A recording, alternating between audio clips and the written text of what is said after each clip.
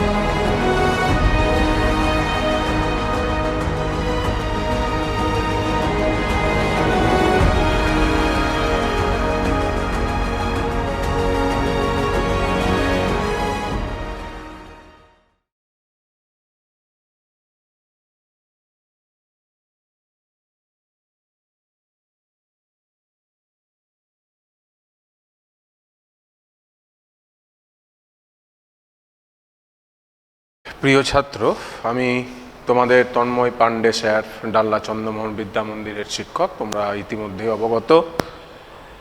আজকে তোমাদের প্রথম 5 নম্বর অধ্যায় শুরু হতে যাচ্ছে, 5th ইউনিট। 5 নম্বর অধ্যায় অর্থাৎ 5th ইউনিট শুরু হতে যাচ্ছে। সেই অধ্যায়ের নাম হচ্ছে বিকল্প চিন্তা ও উদ্যোগ। তোমরা এই অধ্যায়টার গুরুত্বটা তোমাদের এই ইয়ারের জন্য বুঝতে পারছো আশা করি। আমি বিগত ক্লাসে বলেছিলাম যে তোমাদের 1 থেকে 5 নম্বর অধ্যায় পর্যন্তই কিন্তু এবারে আমাদের মধ্যশিক্ষা পর্ষদ পরীক্ষা নেবে, অর্থাৎ 6, 7, 8 6, 7, 8 অধ্যায় কিন্তু বাদ যাচ্ছে।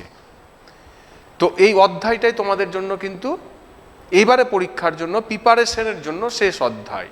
তোমরা সময় পেলে অবশ্যই 6, 7, 8 অধ্যায় পড়বে এবং আমাদেরও গভর্নমেন্ট থেকে কোনো নির্দেশ থাকলে আমরা 6, 7, 8 অধ্যায় নেব।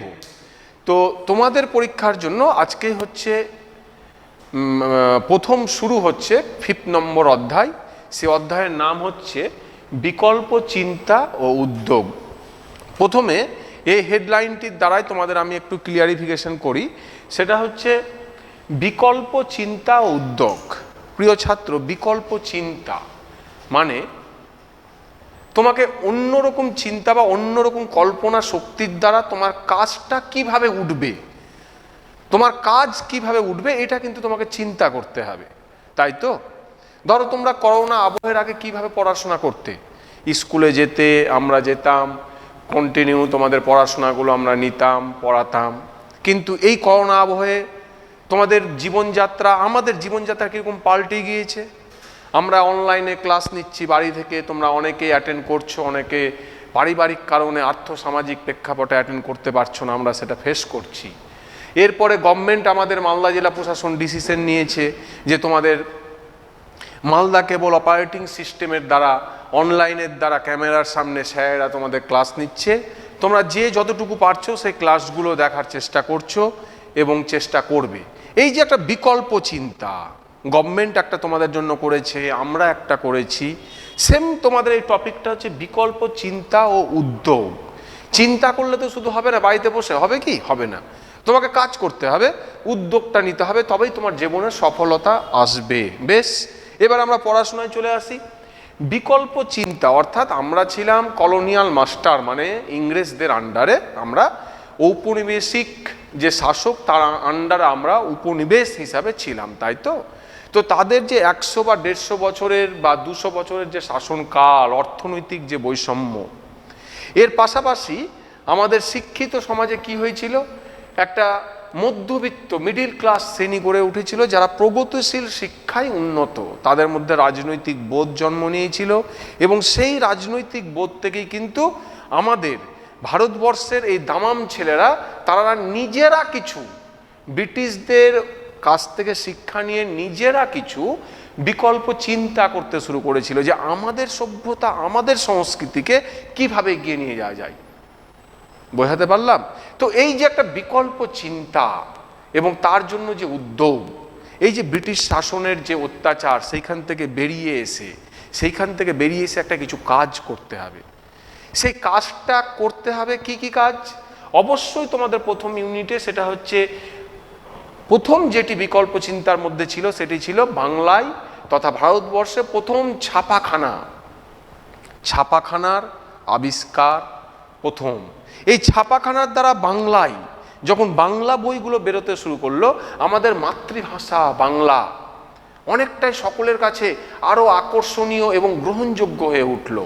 এবং কি হলো জানো প্রিয় ছাত্র, এই বাংলা বইগুলো বেরোতে থাকলে স্বল্প মূল্যে বেশি করে এই বইগুলো গ্রাম অঞ্চলে ছড়িয়ে পড়লো। এই যে স্বল্প মূল্যে বইগুলো গ্রাম অঞ্চলে ছড়িয়ে গেল, এর দ্বারা কি হলো বলতো, আস্তে আস্তে জাতীয়তা বোধটা কিন্তু আরো ত্বরান্বিত হলো, মেন প্রেক্ষাপটটা আরো তীক্ষ্ণ হলো। আর কি হয়েছিল, সেই ঊনবিংশ শতাব্দীর শুরু বা অষ্টাদশ শতাব্দীর পুরোটাই জুড়ে তোমার আমাদের দেশীয় যারা শিল্পপতি বা শিল্প নিয়ে যারা ভালোবাসতো, তারা নিজেদের উদ্যোগে দেশীয় কারখানা বা বিজ্ঞান ভিত্তিক কলেজ এগুলো প্রতিষ্ঠা করতে শুরু করলো। এই নিয়েই হচ্ছে তোমাদের পুরো অধ্যায়টা, এবং এই অধ্যায়ের হেডলাইন এই জন্য হচ্ছে বিকল্প চিন্তা ও উদ্যোগ, তার জন্য তুমি কি করেছিলে। এইবার আমরা চলে আসি বাংলায় ছাপাখানার বিকাশ। বেশ, বাংলাতে তথা ভারতবর্ষে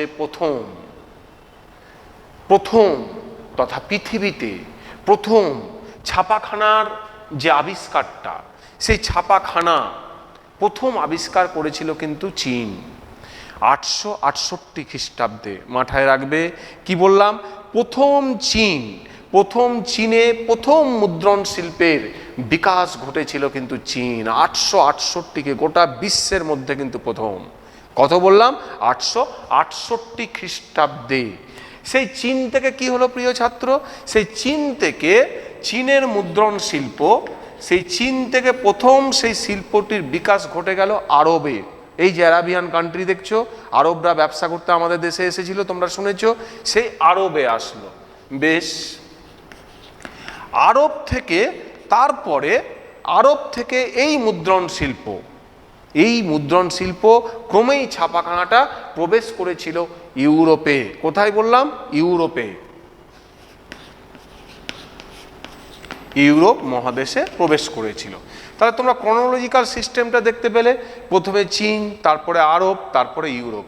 বেশ, ইউরোপের এক বিখ্যাত ছেলে, জার্মানির ছেলে জোহানেস গুটেনবার্গ, তিনি প্রথম 1454 খ্রিস্টাব্দে সঞ্চালনযোগ্য মুদ্রণ শিল্প অর্থাৎ ছাপাখানা, সঞ্চালনযোগ্য মুদ্রণ শিল্প বা ছাপাখানার প্রথম আবিষ্কার করলেন জোহানেস গুটেনবার্গ। 1454 খ্রিস্টাব্দে জার্মানিতে প্রথম তিনি আবিষ্কার করে দিলেন। এই জন্য এই ভদ্রলোককে বলা হয় পৃথিবীর ইতিহাসে কি জানো? ছাপাখানার জনক। আমি লিখে দিচ্ছি, ছাপাখানার জনক। ছাপাখানা জনক তোমাদের 1 মার্ক বা 2 মার্কের জন্য ভীষণ ইম্পর্টেন্ট।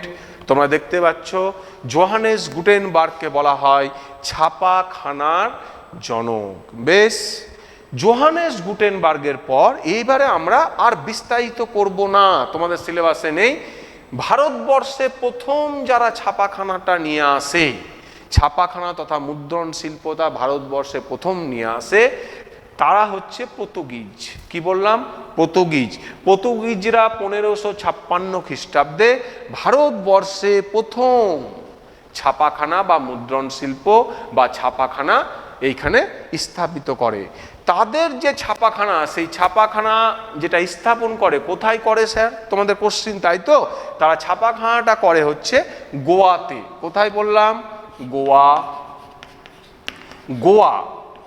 গোয়া এই যে আমাদের একটা কেন্দ্রশাসিত অঞ্চল, তোমরা জানো মহারাষ্ট্র তথা বোম্বাইয়ের পশ্চিম সাইডে আরব সাগরের তীরে, সেই গোয়াতে প্রথম পর্তুগিজরা তাদের ছাপাখানা আবিষ্কার করলো। ভারতবর্ষে কিন্তু দেখো পৃথিবীর ইতিহাসে তথা ভারতের ইতিহাসে একটা আধুনিক পদক্ষেপ। কেন স্যার?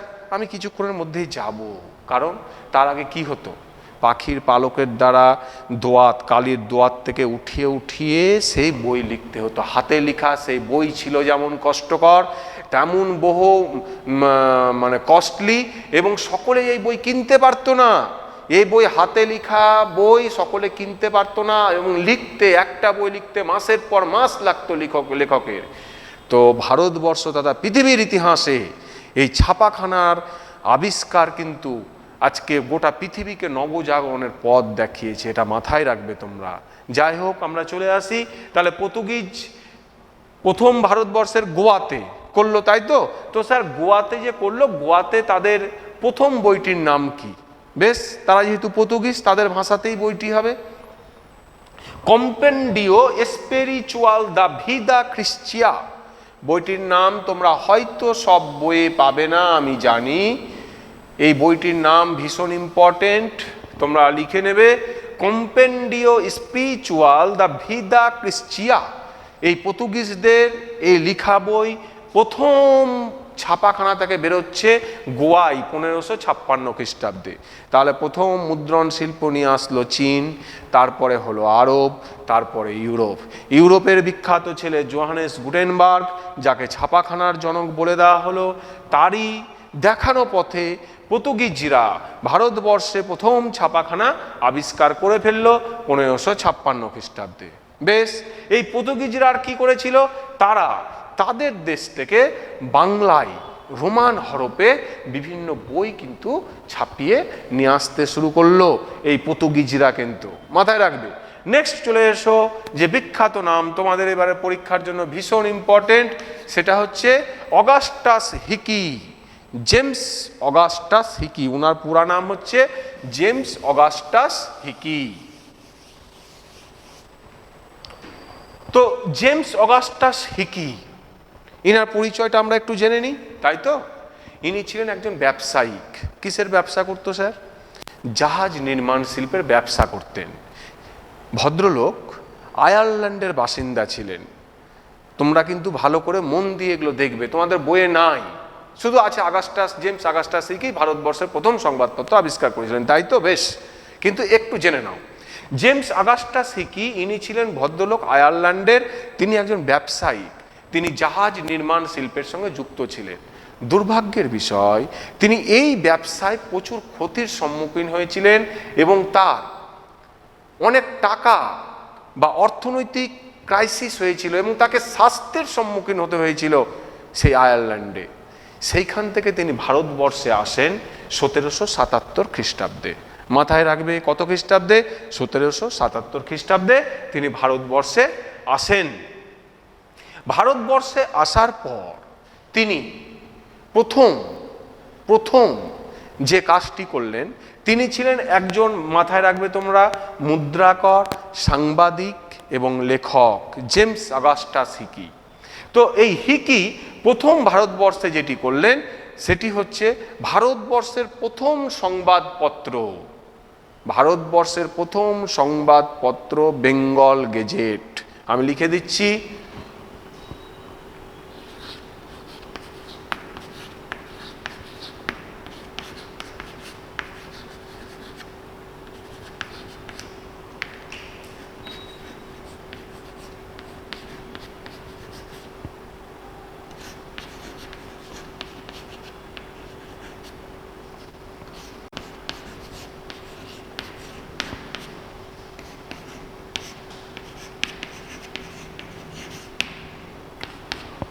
ভারতবর্ষের প্রথম সংবাদপত্র বেঙ্গল গেজেট। তোমরা দেখতে পাচ্ছ জেমস অগাস্টাস হিকি, তিনি প্রথম ভারতের প্রথম সংবাদপত্র তিনি সম্পাদনা করলেন তার নাম হচ্ছে বেঙ্গল গেজেট, বাংলা নয়।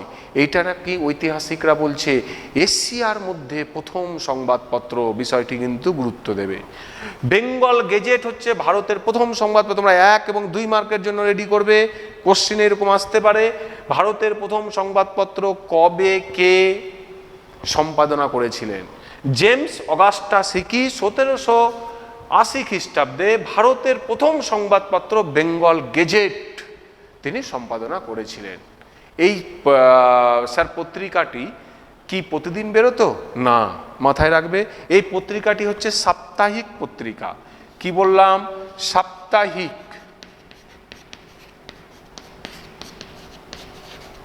সাপ্তাহিক পত্রিকা দেখতে পাচ্ছ, এটা কিন্তু তোমাদের উঁচু ক্লাসে কোশ্চিনে আসে। বেঙ্গল গেজেট কোন ধরনের পত্রিকা? সাপ্তাহিক, পাক্ষিক, মাসিক, দৈনিক। ইনভার্টেড কমা দিয়ে তোমরা কিন্তু এটার উপরে গুরুত্ব দেবে।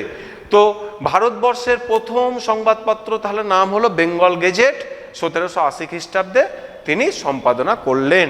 বেশ, এই পেপারে কি লিখতেন স্যার? এই পেপারে উনি লিখতেন ব্যবসা বাণিজ্য সম্পর্কিত তথ্য, ব্যবসা বাণিজ্যের বিজ্ঞাপন, এবং কি লিখতেন জানো? তোমরা অবাক হবে। এই বেঙ্গল গেজেটে সেই সময়ে ইস্ট ইন্ডিয়া কর্মচারী এবং লাট সাহেবদের বিভিন্ন অপকর্ম তিনি তুলে ধরতেন। ভাবো, একজন নন ইন্ডিয়ান, সে কিন্তু ইংল্যান্ডের অপকর্ম কিন্তু তার পেপারে তুলে ধরতেন। ভারতবর্ষের ইতিহাসে এই বেঙ্গল গেজেট কেন গুরুত্বপূর্ণ জানো? প্রথম হচ্ছে ভারতের সংবাদপত্র নাম্বার 1, নাম্বার 2, এই সংবাদপত্র স্বদেশ বা নিজের জাতীয়তাবোধকে ত্বরান্বিত করার কিন্তু পথ দেখিয়েছিল। 3 নম্বর, এই সংবাদপত্র ইংল্যান্ডের এই যে সামরিক কর্মচারীদের যে অসাধুতা, কুকীর্তি, সেটা নিরপেক্ষ এবং স্বাধীনভাবে তুলে ধরেছিল। ভাবো, বর্তমান যুগের প্রেক্ষাপটে একজন ক্রিশ্চিয়ান লোক সে এখানে এসে তাদের এগেনস্টে কিন্তু লেখা তুলে ধরছে। ভারত ইতিহাসে বেঙ্গল গেজেট এই জন্য বিখ্যাত।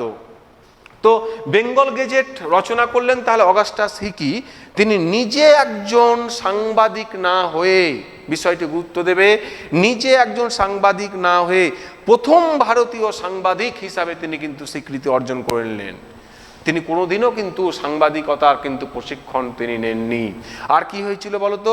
যেহেতু উনি লাট সাহেবদের কুকীর্তি তুলে ধরতেন, এই জন্য ইস্ট ইন্ডিয়া কোম্পানি তখন যে গভর্নর জেনারেল ওয়ারেন হেস্টিংস, তার দপ্তরের সঙ্গে হিকি সাহেবের গন্ডগোল লেগে যায়। মাহে সাজেই হিকি সাহেবের গন্ডগোল লেগে যায় এবং হিকি সাহেবের এই পেপারটিকে তারা সহ্য করতে পারে না, সেটি বেঙ্গল গেজেটকে। বাধ্য হয়ে ইস্ট ইন্ডিয়া কোম্পানি কি করে জানো? 1782 খ্রিস্টাব্দে বেঙ্গল গেজেটের সম্পাদনা বন্ধ করে দেয়। এই হচ্ছে ভারতবর্ষে মুদ্রণ জগতে বা ছাপাখানার জগতে জেমস অগাস্টাস হিকির গুরুত্বপূর্ণ এক পদক্ষেপ। নেক্সট আমরা চলে আসি। নেক্সট কি দেখতে পাচ্ছি? চার্লস উইলকিন্স, ভীষণ ইম্পর্টেন্ট।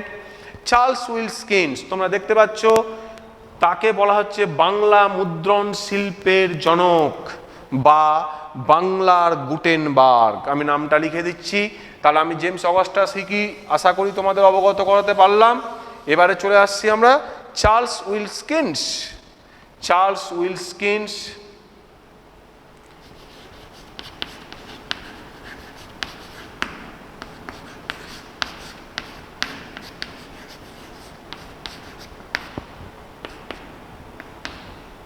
বাংলার গুটেনবার্গ। তোমরা এখানে দেখতে পাচ্ছ বাংলার মুদ্রণ শিল্পের জনক, ভীষণ ইম্পর্টেন্ট, 1 মার্কের জন্য পরীক্ষায়।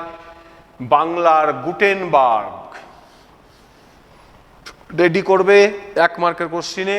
বাংলার মুদ্রণ শিল্পের জনক কাকে বলা হয় বা বাংলার গুটেনবার্গ কাকে বলা হয়?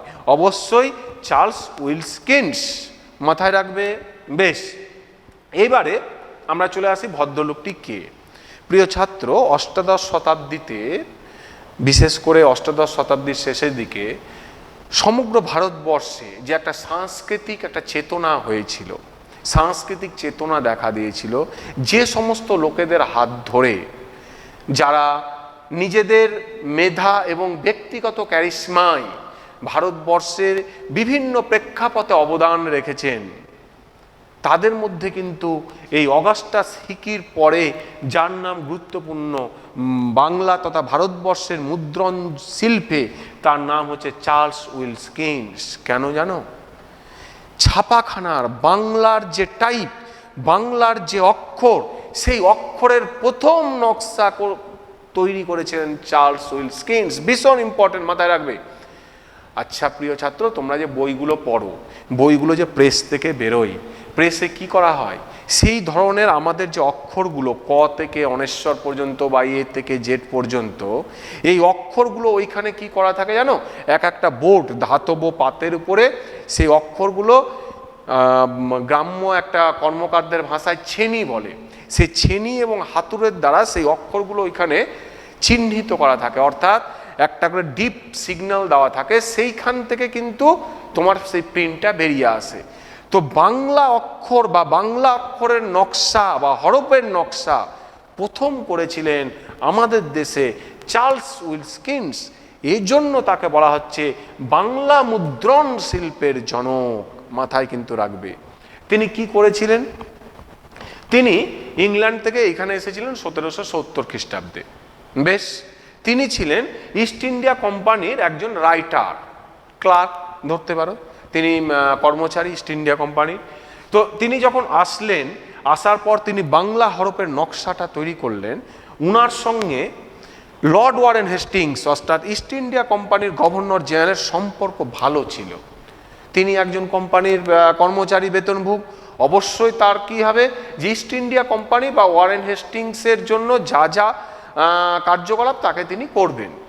তো চার্লস উইলকিন্স যখন আসলেন, তিনি প্রথম 1778 খ্রিস্টাব্দে চুচুড়াতে একটা ছাপাখানা স্থাপন করলেন। কোথায় বললাম? 1778 খ্রিস্টাব্দে চুচুড়াতে চার্লস উইলকিন্স তিনি করলেন।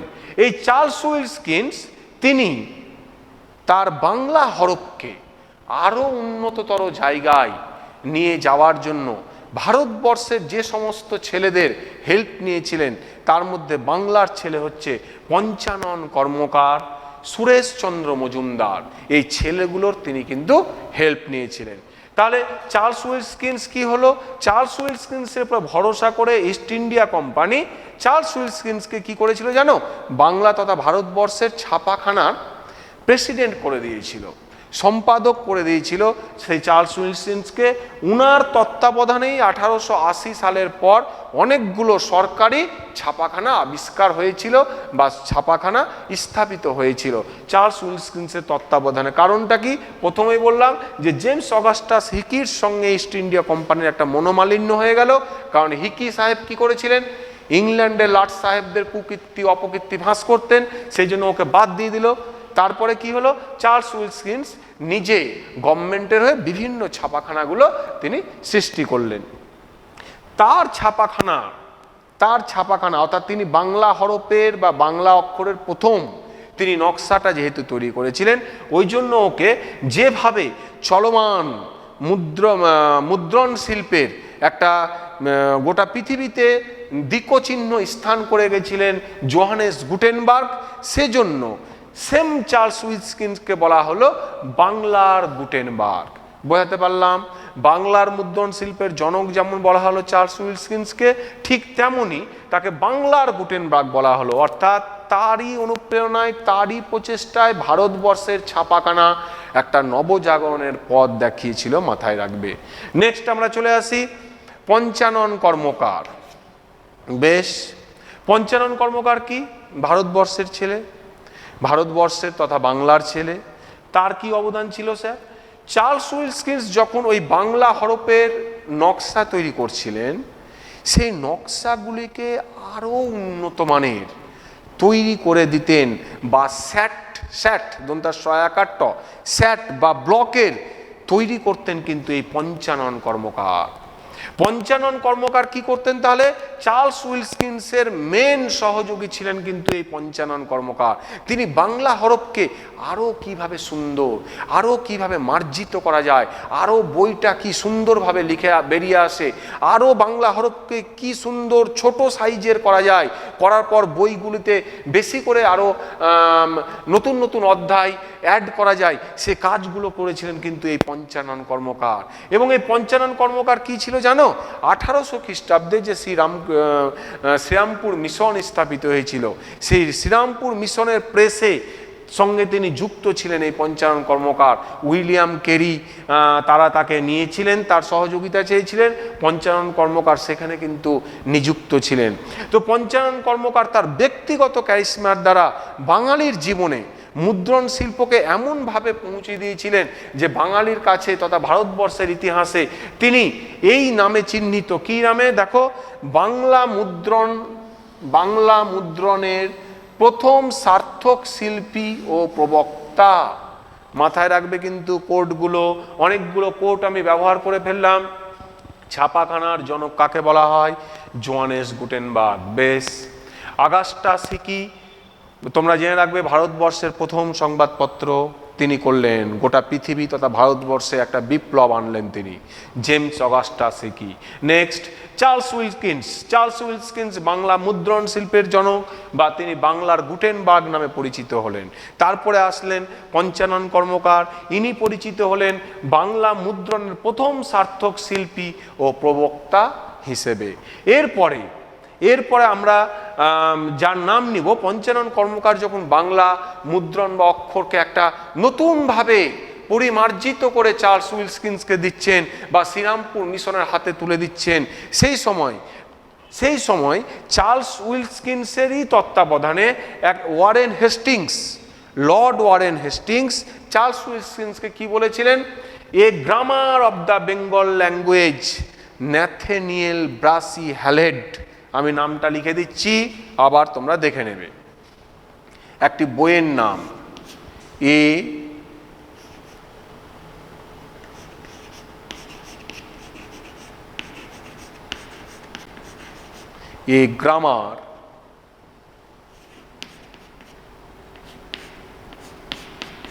Grammar of the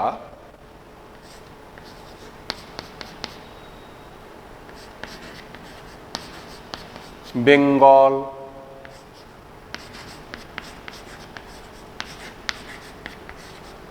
language.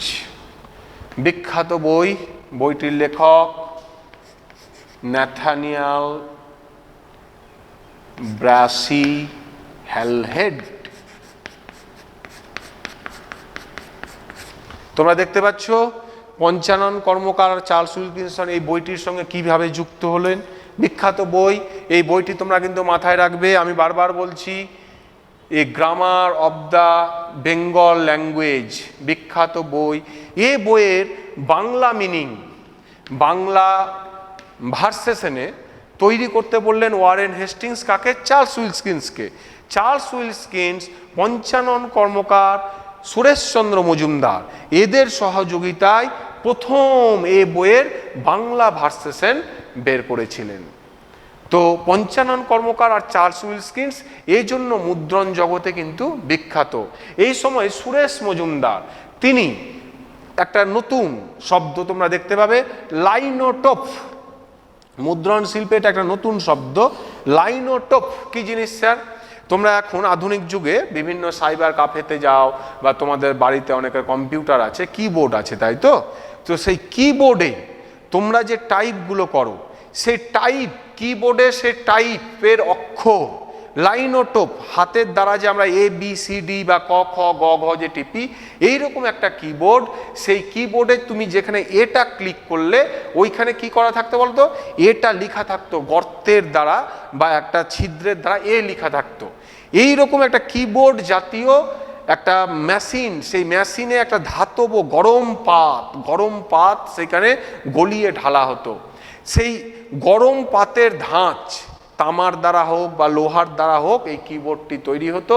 এবং এটি নাকি আবিষ্কার করেছিলেন জার্মানির এক ভদ্রলোক ওয়াটমোর। তিনি এটি আবিষ্কার করেছিলেন 1884 খ্রিস্টাব্দে।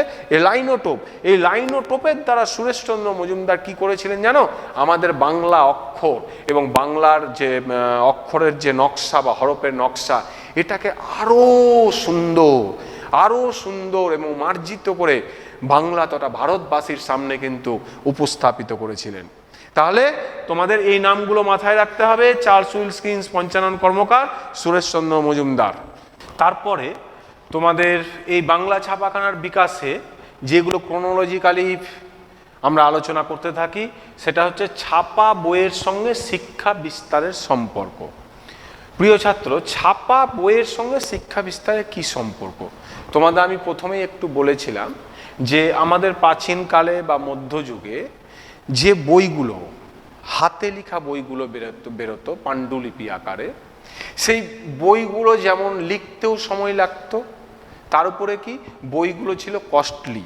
যে বইগুলো অতি সহজে সাধারণ মানুষ ইচ্ছা করলেও পড়তে পারতো না বা পড়ার সুযোগ পেত না। তো আস্তে আস্তে এই ছাপাখানা বা মুদ্রণ শিল্পগুলো যখন আমাদের নতুন দিক নির্দেশ করলো, সেই সময় ছাপা বই যখন ছাপা মেশিনের দ্বারা বইগুলো বেরোতে শুরু করলো, তাতে কি হয়েছিল সুবিধে? যে প্রচুর পরিমাণে বই জনগণের হাতে চলে আসলো, আর বইগুলোর কস্ট সেই রকম হাই কস্ট ছিল না। যে বইগুলো হাতে লেখা পাণ্ডুলিপিমূলক বই ছিল, সেই রকম বই নয়। তো এই যে ছাপাখানার আবিষ্কারের ফলে আধুনিক যুগের সভ্যতাটা কীরকম এগিয়ে গেছে দেখো। না হলে আজ কি হতো জানো? আমাদেরকে সেই হাতে লেখা পাণ্ডুলিপিগুলোই গোটা পৃথিবীর বুকে কিন্তু নিয়ে চলাফেরা করতে হতো। তো এই জায়গায় আমাদের এই ছাপাখানার আবিষ্কারটা কিভাবে আমরা একটা আধুনিক যুগে প্রবেশ করেছি, তাই তো? হ্যাঁ। তো এই ছাপা বইয়ের সঙ্গে সঙ্গে আমাদের যে মাতৃভাষার মাধ্যমে, বাংলা মাতৃভাষার মাধ্যমে এই যে ছাপাখানা থেকে যে বইগুলো বেরোতে শুরু করলো, এর ফলে কি হলো?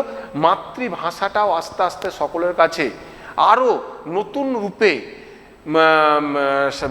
বাংলা ভাষা একটা তার সংস্কৃতিগত দিক দিয়ে নতুন রূপে আমাদের সামনে তুলে উঠলো। তো এই যে ছাপাখানা, এই ছাপাখানার আবিষ্কারের সঙ্গে শিক্ষা বিস্তারের ভীষণ একটা ওতপ্রোত সম্পর্ক কিন্তু লুকিয়ে আছে। এইবার আমরা চলে আসি ছাপা বইয়ের পেছনে ভারতবর্ষে যারা মেন উদ্যোগী ভূমিকা গ্রহণ করেছিল, আমরা তাদের নামগুলো আগে জেনেছি। এইবারে আমরা চলে আসি বিভিন্ন প্রতিষ্ঠানগুলো কিভাবে এগিয়ে এসেছিল। বেশ, শ্রীরামপুর মিশন প্রেস, তোমরা জানো যে আমাদের ভারতবর্ষে 3 জন Christian missionary, William Carey, Marshman এবং ওয়ার্ড, জেসুয়া মার্সম্যান এবং ওয়ার্ড, এই 3 জন খ্রিস্টান মিশনারি তারা 1800 খ্রিস্টাব্দে কি প্রতিষ্ঠা করেছিল? শ্রীরামপুর মিশন। শ্রীরামপুর মিশন,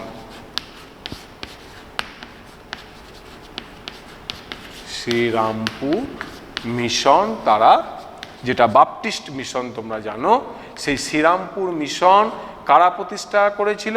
সেই Serampore ত্রয়ী, Serampore ত্রয়ী,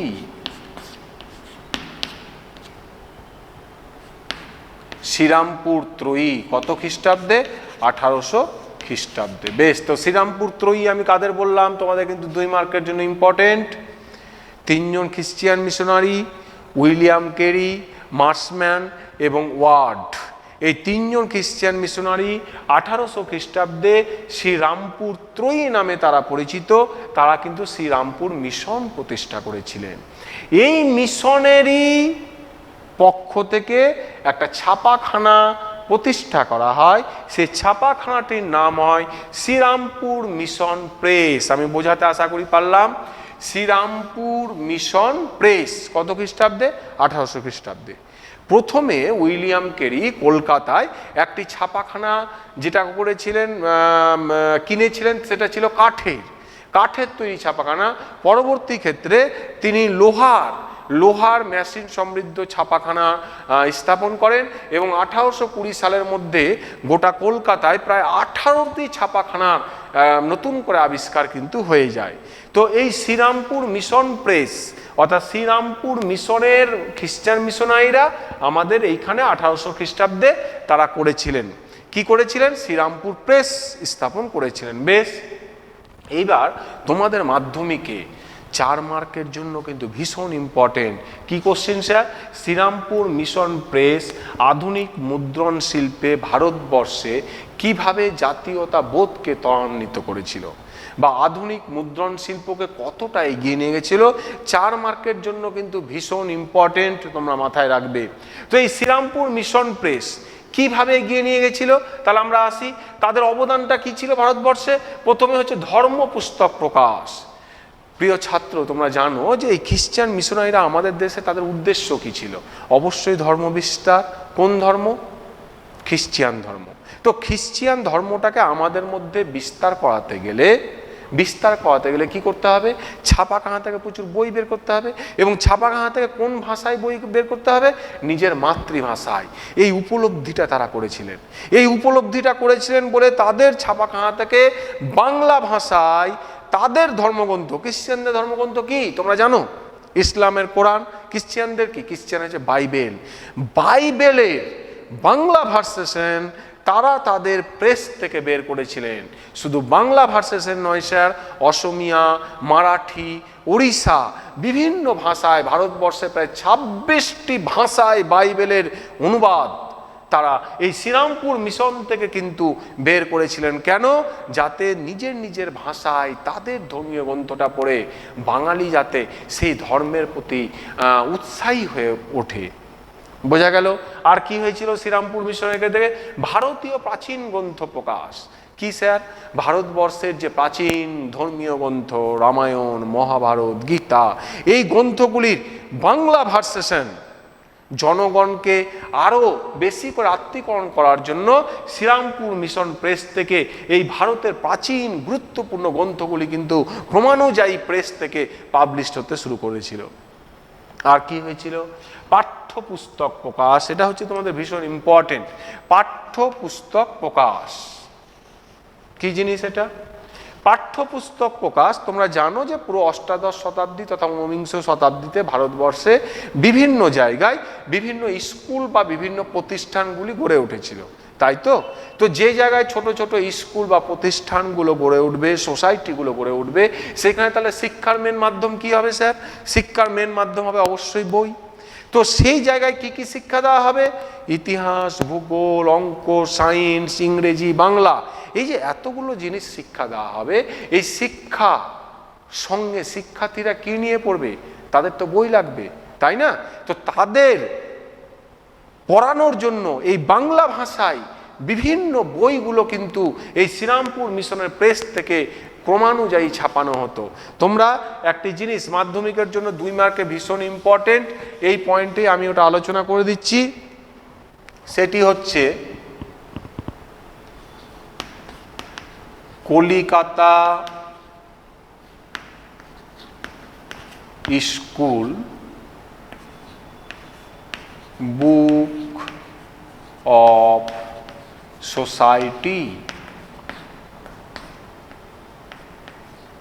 Calcutta school book of সোসাইটির প্রতিষ্ঠা হয়েছিল 1817 খ্রিস্টাব্দে। মাথায় রাখবে, ভীষণ ভিভিআই, তোমাদের মাধ্যমিকের জন্য এটি ভিভিআই।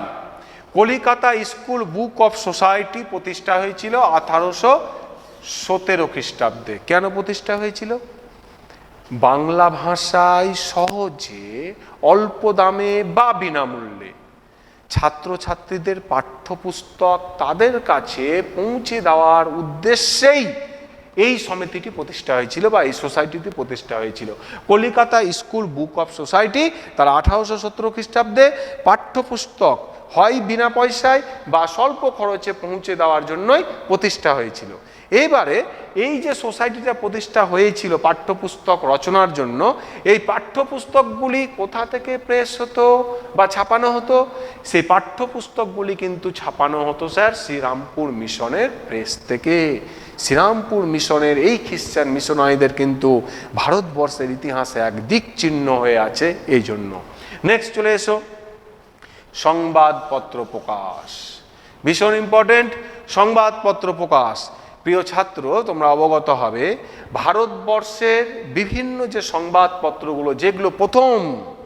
প্রথম তোমাদের কিন্তু মাধ্যমিক তথা পরবর্তী জীবনে চাকরির পরীক্ষায় ভীষণ ইম্পর্টেন্ট।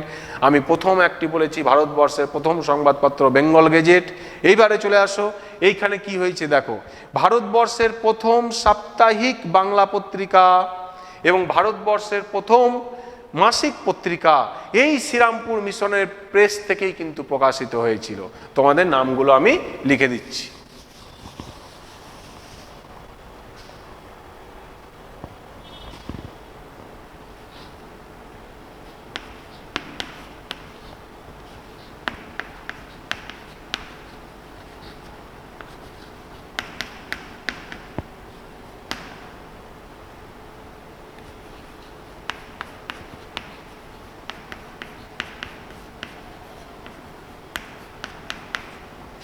ভারতের প্রথম বাংলা মাসিক পত্রিকা দিগদর্শন।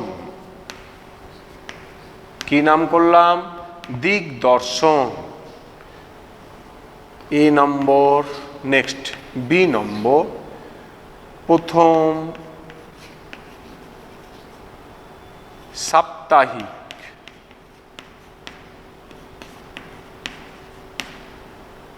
পত্রিকা সমাচার দর্পণ। ভীষণ ইম্পর্টেন্ট, মাধ্যমিকের জন্য মাথায় রাখবে। তাহলে ভারতের প্রথম বাংলা মাসিক পত্রিকা দিগদর্শন। বাংলা মাসিক পত্রিকাটির নাম কি? দিগদর্শন। ভারতের প্রথম সাপ্তাহিক বাংলা পত্রিকা, বাংলা পত্রিকা, সেটির নাম হচ্ছে সমাচার দর্পণ। এই দুটি পত্রিকা কিন্তু শ্রীরামপুর মিশন প্রেস থেকে বেরিয়েছিল। প্রিয় ছাত্র, ভাবো, তোমাদের ভীষণ পরবর্তী জীবনে ইম্পর্টেন্ট। সেটি হচ্ছে, প্রথমেই তোমাদের আমি বললাম ভারতবর্ষের প্রথম পত্রিকা জেমস অগাস্টাস হিকির বেঙ্গল গেজেট, ভারতবর্ষের প্রথম। নেক্সট, ভারতের প্রথম বাংলা পত্রিকা যদি দেয় তাহলে কিন্তু দিগদর্শন, সমাচার দর্পণ দুটোরই সাল কিন্তু একই। কি সাল স্যার? দুটোরই সাল হচ্ছে 1818 খ্রিস্টাব্দে। কে সম্পাদনা করেছিলেন? তোমাদের মনে হয়তো প্রশ্ন খেলছে, তাই তো? মার্সম্যান তিনি প্রথম সম্পাদনা করেছিলেন। দেখো, একজন খ্রিস্টিয়ান পাশ্চাত্য কান্ট্রির লোক, তারা প্রথম উদ্যোগ নিয়েছে বাংলা ভাষায় মাসিক পত্রিকা দিগদর্শন। কত খ্রিস্টাব্দে? 1818 খ্রিস্টাব্দে। নেক্সট, ভারতে প্রথম সাপ্তাহিক বাংলা পত্রিকা সমাচার দর্পণ। এই পত্র পত্রিকাগুলো কিন্তু শ্রীরামপুর মিশনের প্রেস থেকে ক্রমানুযায়ী বেরোতো। তাহলে নেক্সট আমরা চলে আসি মুদ্রণ কি ছিল শ্রীরামপুর মিশনে? শ্রীরামপুর মিশনে ছাপাখানায় এই যে এত সুন্দর সুন্দর পত্রিকাগুলো বেরোতো, এর পিছনে ভারতবর্ষের দামাম ছেলেদের ভূমিকা ছিল অগ্রগণ্য। এক নম্বরে ছিলেন পঞ্চানন কর্মকার, তোমাদের আমি নাম বললাম, কলকাতার ছেলে। তিনি বাংলার অক্ষরকে বা হরফকে এত সুসজ্জিতভাবে সুন্দর করে ছাপাখানায় তৈরি করতেন যে সেখান থেকে অতি সহজেই বই বা প্রিন্টেড পেপারগুলো কিন্তু বেরিয়ে আসতো। তার পাশাপাশি মুদ্রণ শিল্পে যিনি হেল্প করেছিলেন সেই ছেলেটির নাম হচ্ছে গঙ্গা কিশোর ভট্টাচার্য। নামটি মাথায় রাখবে, আমরা ক্রমানুযায়ী কিন্তু চলে আসছি। গঙ্গা কিশোর ভট্টাচার্য, তিনিও শ্রীরামপুর মিশনের প্রেসে কিন্তু চাকরি করেছিলেন কিছুদিন। চাকরি করার পর তাদের সঙ্গে একটা মনোমালিন্য হয়। মনোমালিন্যের পর গঙ্গা কিশোর ভট্টাচার্য সেই তাদের চাকরি ছেড়ে বেরিয়ে আসেন। বেরিয়ে এসে তিনি ব্যক্তিগতভাবে কি করেছিলেন সেটাই আমরা আলোচনা করব। তাহলে শ্রীরামপুর মিশনের প্রেসের অবদান তোমরা এবারে মাধ্যমিকের 4 মার্কের জন্য ভিভিআই অর্থাৎ ভীষণ ইম্পর্টেন্ট। আমরা আশা করতে পারি যে শ্রীরামপুর মিশন প্রেস মুদ্রণ জগতে কিভাবে একজন অগ্রণী প্রেস হিসাবে ভূমিকা পালন করেছিল, এটা তোমাদের ভীষণ ইম্পর্টেন্ট।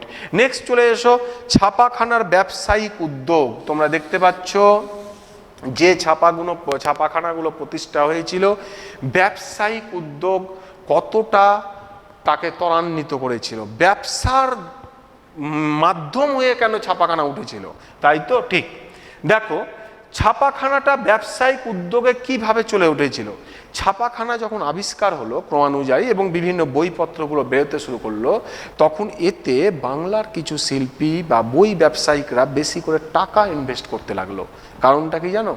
তারা এইখান থেকে অনেক লাভ পেতে শুরু করলো। দেখলো যে গোটা ভারতবর্ষে তো বিভিন্ন স্কুল কলেজগুলো বেরিয়ে যাচ্ছে, তাদের তো পাঠ্যপুস্তক লাগবে। সেই পাঠ্যপুস্তক রচনার জন্য তারা কি করলো বলতো, এখানে প্রচুর লাভজনক তারা আয় করতে শুরু করলো ব্যবসায়িকরা। এবারে তারা কি কি করেছিল দেখো, ব্যবসায়িক উদ্যোগে শিশু শিক্ষার বই, তারা কোন কোন ধরনের বইগুলো বের করতো। ব্যবসা কিন্তু জেনে রাখবে, ব্যবসা মানে তোমাকে লাভ করতে হবে। শিশু শিক্ষার বই, মদন মোহন তর্কালঙ্কারের শিশু শিক্ষা, ঈশ্বরচন্দ্র বিদ্যাসাগর নামটি তোমরা শুনেছো, তাকে কি বলা হয় জানো? তার একটা আলাদা ডিগ্রি আছে বা তাকে অভিধায় ভূষিত করা হয়, কি বলা হয় জানো? বিদ্যার বণিক। কি বলা হয়? বিদ্যার বণিক। কেন বলা হয় জানো? ভারতবর্ষের নাকি প্রথম পুস্তক বিক্রেতা ছিলেন ঈশ্বরচন্দ্র বিদ্যাসাগর। জিনিসটা ভীষণ কিন্তু ইম্পর্টেন্ট, তোমরা মাথায় রাখবে। এই শিশু শিক্ষার বই এই ছাপাখানাগুলো থেকে মদন মোহন তর্কালঙ্কার বা ঈশ্বরচন্দ্র বিদ্যাসাগরের বর্ণ পরিচয়, এই বইগুলো ক্রমানুযায়ী বেরোতে থাকতো এবং এই বইগুলো সমাজের কাছে অতি গ্রহণীয় হয়ে উঠেছিল। সমাজ এই বইগুলোকে কিন্তু অতি সহজেই এবং সস্তা দামে কিনতো। আর কি ছিল? স্কুলের পাঠ্য বই। তোমাদের আমি ক্রমানুযায়ী আলোচনা করার সময় বলে যাচ্ছি যে অষ্টাদশ শতাব্দী টোটালটা সাংস্কৃতিক যে একটা পরিবেশ, সেই পরিবেশে স্কুলের এবং বিভিন্ন প্রতিষ্ঠানের জন্য বিভিন্ন প্রচুর বই লাগতো। সেই বইগুলো ইংরেজি, অঙ্ক, বাংলা, ইতিহাস, ভূগোল সমস্ত ধরনের বই কিন্তু ছাপানো হতো। তো সেই বইগুলো ছাপানোর জন্য ব্যবসায়িকরা সেই জন্য ছাপাখানায় তারা ইনভেস্টমেন্ট করতে শুরু করেছিল। এই স্কুলের পাঠ্য বইগুলো যাতে সহজেই ছাত্রছাত্রীরা সেই বইগুলো তাদের কাছে পৌঁছে যায়। নেক্সট, নোট বই, বিভিন্ন টাইপের নোট বই। এই যে পাঠ্য বইগুলো ছিল, তোমরা হয়তো আধুনিক যুগে দেখবে, আমরা সেটা কখনো পড়তে মানা করি, কিন্তু নোট বইগুলো তো আছে, এটা কথা তো অস্বীকার করে লাভ নেই। সেই নোট বইগুলো অতি সহজেই সেখানে প্রকাশনা হতো এবং সেই নোট বইগুলো সমাজে আস্তে আস্তে কিন্তু ছেয়ে গিয়েছিল। আর কি ছিল? অন্যান্য বই, বিভিন্ন ধর্মীয় গ্রন্থ, রামায়ণ, মহাভারত বা বিভিন্ন উপন্যাস বা বিভিন্ন সাহিত্যের সমস্ত বই এই ছাপাখানাতে এই ব্যবসায়িকদের দ্বারা কিন্তু ক্রমানুযায়ী বেরিয়ে গেছিল। এবারে আমরা চলে আসছি যে এই যে ছাপাখানায় ব্যবসায়িক উদ্যোগ, যারা নিজ নিজ উদ্যোগে বিভিন্ন প্রেসগুলো বা প্রতিষ্ঠা করেছিলেন, সেই প্রেসগুলো প্রতিষ্ঠার পেছনে যাদের অন্যতম ভূমিকা ছিল, অবশ্যই সে নাম হচ্ছে গঙ্গা কিশোর ভট্টাচার্য। তোমরা নামটি দেখতে পাচ্ছ, গঙ্গা কিশোর ভট্টাচার্য। প্রিয় ছাত্র, গঙ্গা কিশোর ভট্টাচার্য, তোমাদের আমি প্রথমেই বলেছিলাম যে উনি শ্রীরামপুর মিশন প্রেসের সঙ্গে যুক্ত ছিলেন এবং শ্রীরামপুর মিশনের ওইখানে একজন তিনি কর্মচারী হিসাবেও কিছুদিন কাজ করেছিলেন, কিন্তু তাদের সঙ্গে মনোমালিন্যের পর তিনি সেই প্রতিষ্ঠান থেকে বেরিয়ে আসেন। গঙ্গা কিশোর ভট্টাচার্য নিজে একজন ছিলেন সুলেখক এবং নিজে একজন কি বলবো তোমার বই সম্পাদনা করতেন, বই লিখতেন এবং কি ব্যবসায়িক অর্থাৎ পুস্তক বিক্রেতা, মুদ্রাকর, এই এতগুলো নামে তাকে কিন্তু অভিধায় ভূষিত করা যায় সেই গঙ্গা কিশোর ভট্টাচার্যকে। তো সেই গঙ্গা কিশোর ভট্টাচার্য 1818 খ্রিস্টাব্দে বেঙ্গল গেজেটি প্রেস, কি বললাম, 1818 খ্রিস্টাব্দে কলকাতায় বেঙ্গল গেজেটি প্রেস তিনি প্রতিষ্ঠা করেছিলেন। এইখান থেকেই নাকি উল্লেখ পাওয়া যায় যে ভারতবর্ষের প্রথম সেই অন্নদামঙ্গলের সেই বইটি প্রথম তিনিই নাকি বাংলা ভাষায় তার প্রেস থেকেই বের করেন। তো এই গঙ্গা কিশোর ভট্টাচার্য বা পঞ্চানন্দ কর্মকার, এদের অবদান কিন্তু ভারতবর্ষের এই ছাপাখানার বইয়ের জগতে কিন্তু ভীষণ ছিল। এবারে তোমাদের মাধ্যমিকে 4 মার্কের জন্য এটাও ভীষণ ইম্পর্টেন্ট, গঙ্গা কিশোর ভট্টাচার্য কীভাবে মুদ্রণ শিল্পকে এগিয়ে নিয়ে গেছিলেন বা মুদ্রণ শিল্পে বা ছাপাখানার জগতে গঙ্গা কিশোর ভট্টাচার্যের অবদানটা কি। তোমরা সেই সময় এটাই বলবে যে তিনি 1818 খ্রিস্টাব্দে বাঙ্গাল গেজেটি প্রেস, নিজের বাঙালির ছেলে নিজে তিনি প্রেস প্রতিষ্ঠা করেছিলেন এবং সেইখান থেকে অনেক বাংলা বই কিন্তু বেরিয়ে আসতো। প্রথমে খ্রিস্টানরা এটা হ্যান্ডেল করতো মানে এই প্রেসগুলোকে, তারপরে আমাদের ভারতীয় তথা বাঙালির ছেলেরা, দামাম ছেলেরা বিভিন্ন প্রেস কিন্তু স্থাপন করেছিলেন, তার মধ্যে গঙ্গা কিশোর ভট্টাচার্য ছিলেন অন্যতম। তাহলে আমি তোমাদের এইবারে ক্রমানুযায়ী বলতে থাকি। তো তোমাদের মনে হয়তো একটা question, sir Srirampur mission press যে এতগুলো ভালো কাজ করেছে, তাদের পার্সোনাল ইন্টারেস্ট কী ছিল? পার্সোনাল ইন্টারেস্ট অবশ্যই ছিল। তাদের 1 নম্বর হচ্ছে ধর্মর প্রবর্তন করা, ধর্মটাকে কিভাবে ছড়িয়ে দেওয়া যায়। দ্বিতীয় নম্বর, এর ধর্মের পাশাপাশি ভারতবর্ষের যে শিক্ষা শিল্পে তাদের যে একটা ইনভেস্টমেন্ট, সেখান থেকে একটা আর্থিক লাভ হওয়ার একটা প্রচেষ্টা অবশ্যই থাকে। সেই আর্থিক লাভবান, কারণ তাদের যে প্রেসগুলো ছিল ইংরেজি মাধ্যম, ইংরেজি ভাষায় পেপার, ইংরেজি ভাষা সেই বইগুলো আমাদের বাংলায় সেই রকমভাবে বিক্রি হতো না। তাহলে তারা প্রথম বুঝতে পারলো যে এদের মনের ভাষা হচ্ছে বাংলা, সেই বাংলা ভাষায় সেই বইগুলো যদি আমরা বের করতে পারি তাহলে আর্থিক দিক দিয়ে আমরা লাভবান হব। তো এই রকম পার্সোনাল অনেকগুলো ইন্টারেস্ট ছিল শ্রীরামপুর মিশনে। তারা এই জন্য ক্রমানুযায়ী তারা এই দেশে বিভিন্নভাবে ইনভেস্টমেন্ট করেছিল। তাহলে শ্রীরামপুর মিশন হয়ে গেল। তারপরে তোমরা মাথায় রাখবে Kolkata school book of society মাধ্যমিকের জন্য 2 মার্ক। তারপরে তোমরা প্রথম মনে রাখবে ভারতের প্রথম বাংলা মাসিক পত্রিকা দিগদর্শন, প্রথম সাপ্তাহিক পত্রিকা সমাচার দর্পণ, এই জিনিসগুলো মনে রাখবে। এবং গঙ্গা কিশোর ভট্টাচার্যের অবদান মুদ্রণ শিল্পে কতখানি ছিল, এই জিনিসটা তোমরা বেশি করে আত্মীকরণ করবে। এই বলে আজকের ক্লাস আমি এইখানেই শেষ করছি। তোমরা ভালো থাকবে।